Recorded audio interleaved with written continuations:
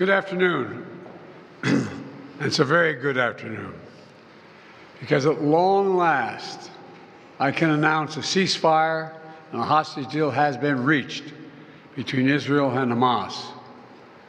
For more than 15 months of conflict that began with Hezbollah's brutal massacre on October the 7th, more than 15 months of terror for the hostages, their families, the Israeli people, more than 15 months of suffering by the innocent people of Gaza. Fighting in Gaza will stop, and soon the hostages will return home to their families.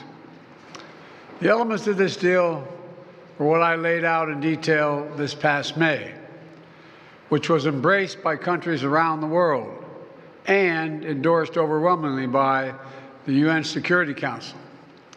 The deal is structured in 3 phases. Phase 1 will last 6 weeks. It includes a full and complete ceasefire, withdrawal of Israeli forces from all the populated areas of Gaza, and the release of a number of hostages held by Hamas, including women and elderly and the wounded. And I'm proud to say Americans will be part of that hostage release in Phase 1 as well. And the Vice President and I cannot wait to welcome them home. In exchange, Israel released hundreds of Palestinian prisoners.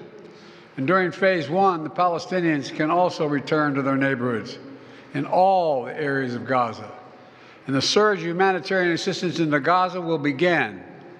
And the innocent people can have a greater access to these vital supplies. You know, during the next 6 weeks, Israel will negotiate the necessary arrangements to get Phase 2, which is a permanent end of the war. Let me say it again, a permanent end of the war. There are a number of details to negotiate to move from Phase 1 to Phase 2, but the plan says if negotiations take longer than 6 weeks, the ceasefire will continue as long as the negotiations continue. I've spoken to the Emir of Kuwait and the President of Egypt, and we have pledged to make sure the negotiations will keep moving forward for as long as it takes. Then, when Phase 2 begins, there will be an exchange for release of the remaining living hostages, including male soldiers, and all remaining Israeli forces will be withdrawn from Gaza, and the temporary ceasefire will become permanent. And finally, Phase 3, any final remains of hostages who have been killed will be returned to their families, and a major reconstruction plan for Gaza will begin. This is the ceasefire agreement I introduced last spring. Today, Hamas and Israel have agreed to that ceasefire agreement and the whole ending the war. You know, those of you who have followed the negotiations can attest, the road to this deal has not been easy. I've worked in foreign policy for decades. This is one of the toughest negotiations I've ever experienced.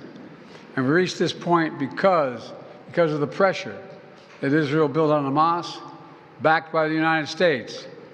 Hamas's longtime leader, Sinwar, was killed. Hamas's strongest supporter, Iran, launched attacks on Israel. And those attacks failed after my administration organized a coalition of nations to stop them. And after I ordered the U.S. ships and planes to come to Israel's defense, we also shaped Israel's strong and calibrated response, destroying Iran's air defenses, but avoiding an escalatory cycle of an all-out war. The United States also organized a coalition of 20 countries to stand up to attacks by the Houthis, including their missile attacks in Israel. Then Hezbollah, another of Hamas's strongest backers, was significantly weakened on the battlefield, and its leadership was destroyed. With our support, Israel negotiated a ceasefire with them, and after that, Lebanon finally elected a new president who's not beholden to Hezbollah, and he can begin a new chapter for the Lebanese people. All told, these developments in the region, which the United States helped to shape, changed the equation. And so now, the terror network that once protected and sustained Hamas is far weaker. Iran is weaker. Iran is weaker than it's been in decades. Hezbollah is badly degraded, and after more than 15 months of war, Hamas's senior leaders are dead. Thousands of Hamas fighters are dead, and the military formations have been destroyed. With nowhere to turn, Hamas finally agreed to releasing hostages. You know, there was no other way for this war to end than with a hostage deal. And I'm deeply satisfied this day has finally come, for the sake of the people of Israel and the families waiting in agony, and for the sake of the innocent people in Gaza who suffered unimaginable devastation because of the war. The Palestinian people have gone through hell. Too many innocent people have died. Too many communities have been destroyed. In this deal, the people of Gaza can finally recover and rebuild. They can look to a future without Hamas in power. You know, the Bible says, "Blessed are the peacemakers." Many peacemakers helped make this deal happen, including an extraordinary team of American diplomats who have worked nonstop for months to get this done. Secretary Blinken led the effort. Secretary Jake Sullivan, National Security Advisor Jake Sullivan, Bill Burns, John Feiner, Brett McGurk, Amos Hochstein, and the Vice President worked relentlessly as we work to deliver this deal. I'd also note this deal was developed and negotiated under my administration, but its terms will be implemented, for the most part, by the next administration. In these past few days, we've been speaking as one team. This has been a time of real turmoil in the Middle East. But as I prepare to leave office, our friends are strong, our enemies are weak, and there's genuine opportunities for a new future. In Lebanon, there's an opportunity for a future, free from the grip of Hezbollah. In Syria, a future free from the tyranny of Assad.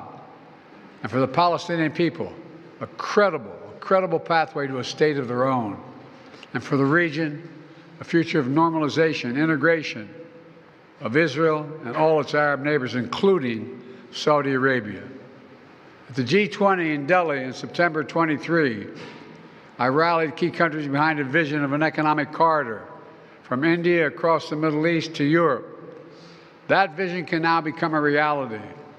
There are risks as well, including ISIS and Iran, even in a badly weakened state. But we're handing off to the next team a real opportunity for a better future for the Middle East.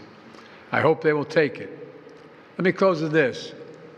My friend for years in the United States Senate, former Senator George Mitchell, who did so much to forge peace in Northern Ireland, once said about diplomacy, he said, "It is a 700 days of failure and 1 day of success."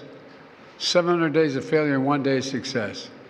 Well, we've had many difficult days since Hamas began its terrible war. We've encountered roadblocks and setbacks. We've not given up. And now, after more than 400 days of struggle, a day of success has arrived. God bless all the hostages and their families. May God protect the troops of all those who work for peace. Mr. President, how do you see the future of Gaza now, as we're saying? The implementation of this deal will be in the hands of the next administration, and basically they will shape the future of Gaza. So how do you see this future? And also, how much credit do you give to the Trump team for this deal? Trump's already taking credit for it.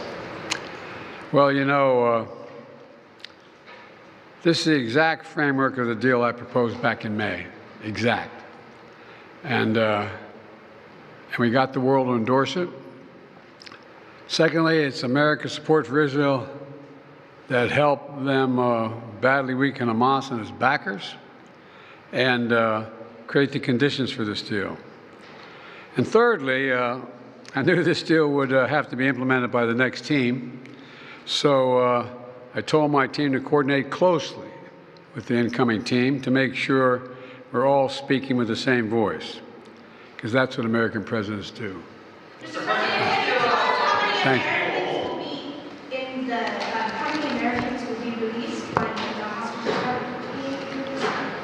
All the exact detail of how many people are being held, how many bodies will be returned and less, will all be forthcoming. All of it, all of it. Thank you. Mr. President, what's your level of confidence that this deal will hold? I'm confident. Who does the Thank you. most credit for this, Mr. President, you or Trump? Is that a joke? Oh, thank you.